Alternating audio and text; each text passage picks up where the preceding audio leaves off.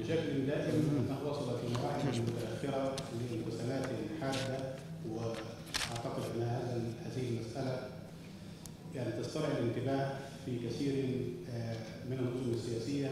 كان من المفترض أن بعد الثورة أن تتجه ليبيا إلى تجميع القدرات وليس إلى التفكك، وبالتالي المجادلة والمناقشة التي أود أن أتناولها وهي أن هناك علاقة ارتباطية بين الميل للتفكك وتنافر النظر في أولويات المرحلة الانتقالية، وأن هذه العلاقة ظلت تحكم المسار السياسي على مدى هذه الفترة. وبالتالي هو السؤال هنا هو لماذا صارت التجربة الليبية نحو التفكك وليست لم تصل إلى نحو التجميع أو إعادة حل المعضلات أو المشكلات التي كانت قائمة قبل ثورة فبراير أو التي ظهرت بعدها في وقت قصير. أعتقد أن المشكلة بدأت في نهاية 2011.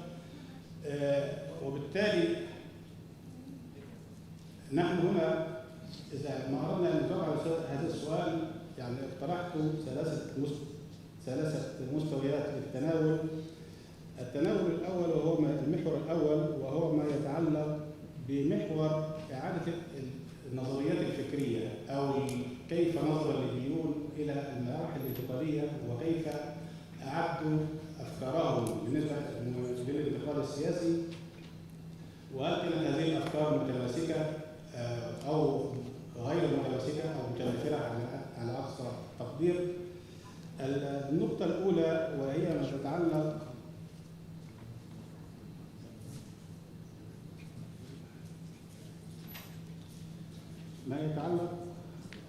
بمسألة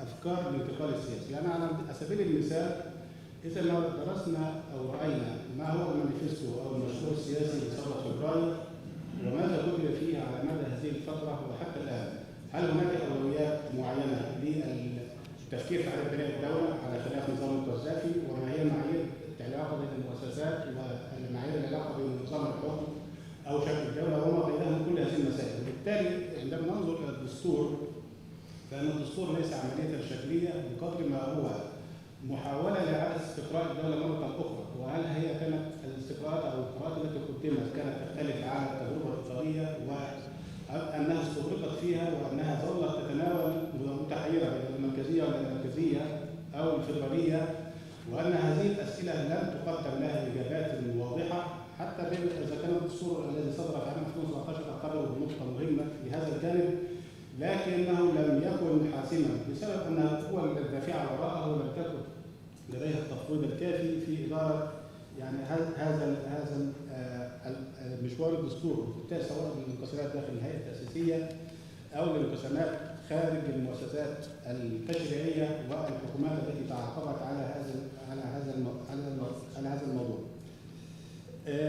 النقطة الثانية وهي ما يتعلق بأنه إذا حدث يعني ما يحصل تداخل يعني بين العامل الدولي والعامل المحلي لدى إزاحة نظام القذافي، وأن هذه الفكرة وأن هذا التداخل ظل مسيطرا على الفكر السياسي أو الفكر السياسيين الليبيين على مدى الفترة، بمعنى أن عدم الاهتمام بالوصول إلى مرحلة السيادة الكاملة والتخلص من البعثة الدولية لم يكن سؤالا مطروحا على مدى الفترة، وبالتالي هنا كانت المسألة تنتهي دائما أن الخلاف دائما يوحد إلى البعثة الدولية، وبالتالي لم تكن هناك إجابات لدى البعثة، والبعثة الدولية كلها فيها مشكلات لكن لا يزال هذا حدثنا. لكن التطلع الليبي لم يكن كافيا للخروج من المرحلة الانتقالية، بظل أسئلة كيف نحتكم إلى مجلس الأمن وكيف نحتكم إلى البعثة الدولية، وعندما تقرر البعثة الدولية إنشاء لجان يسرع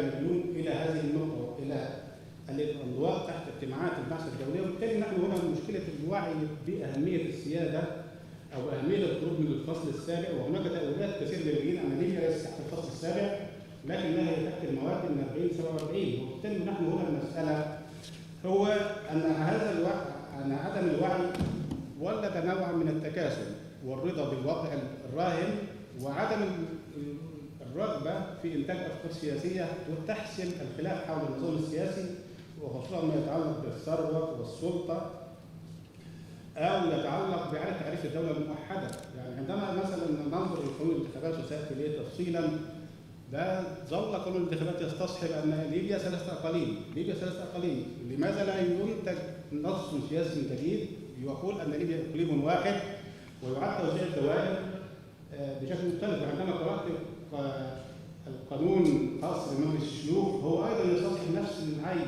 كان من المفترض أن المجلس الثاني يتعامل مع ليبيا كدائرة واحدة ويعيد وحدة الدولة، لأنه هو يمثل مستوى آخر من التمثيل السياسي. النقطة الثالثة وهي ما يتعلق بالأزمة الفكرية حول الثورة والثورة المضادة.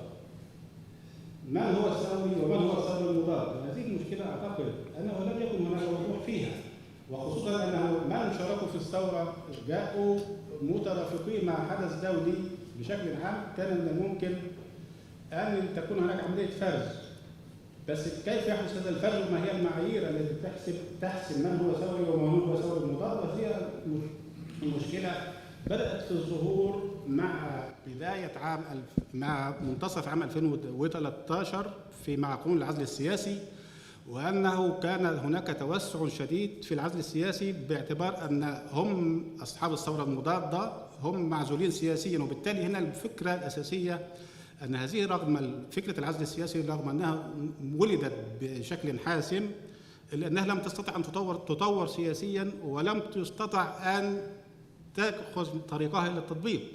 أن هذا القانون لم يطبق حتى في انتخابات فبراير يونيو 2014، وأنه هذا القانون ألغي أيضا. وهو أعتقد أن فكرة العزل السياسي نفسها هي التي قسمت المسار السياسي باعتبار أن التوسع فيه كان عملية كارثية. وبالتالي النقطة الثانية أنه في إطار الصراع أو الاختلاف حول فهم الثورة والثورة المضادة حدث اختلاف اصطفاف داخلي إقليمي أيضا، وبالتالي أن الاصطفاف لم يكن في صالح ليبيا ولم يكن في صالح الليبيين، وأن هناك من الجانبين من الثورة أو الثورة المضادة تحركوا في هذه التحالفات بشكل يعني يثير التساؤل أو يثير العجب. وبالتالي نحن هنا أمام إذا ما أردنا المسألة الفكرية أو المحتوى الفكري للانتقال السياسي في ليبيا، هذه المسألة أعتقد في تقديري تحتاج إلى إجابات كثيرة أو إلى مصارحة. يعني عندما قرأت الاتفاق السياسي الليبي وجدت أنه منذ ما يقرب من 23 نقطة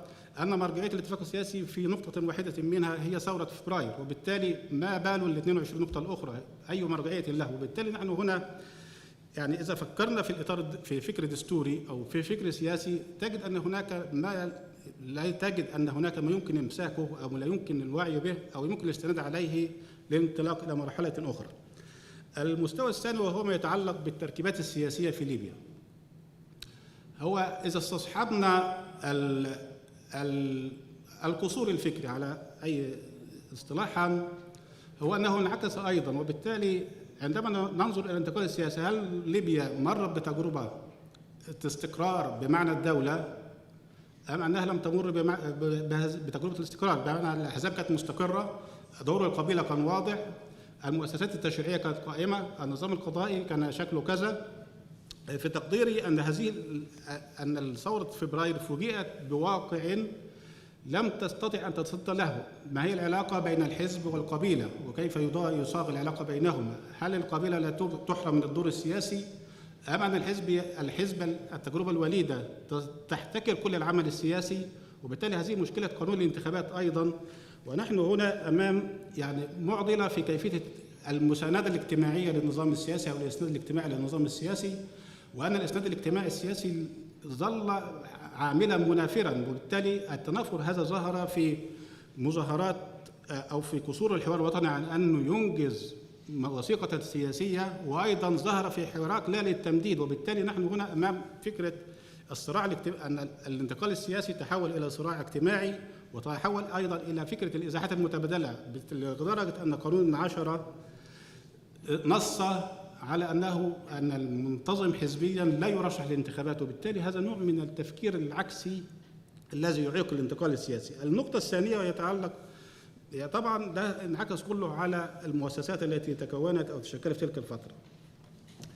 الجزء الثاني في التركيبات السياسية أنه رغم 10 سنوات أو أكثر لم تظهر قيادة أو الكتلة الصلبة التي يمكن أن تحمل الحراك أو تحمل ليبيا إلى الانتقال السياسي. معنى أن الكتلة الصلبة سواء في قيادة أو في هيئة متماسكة هذا لم يحدث.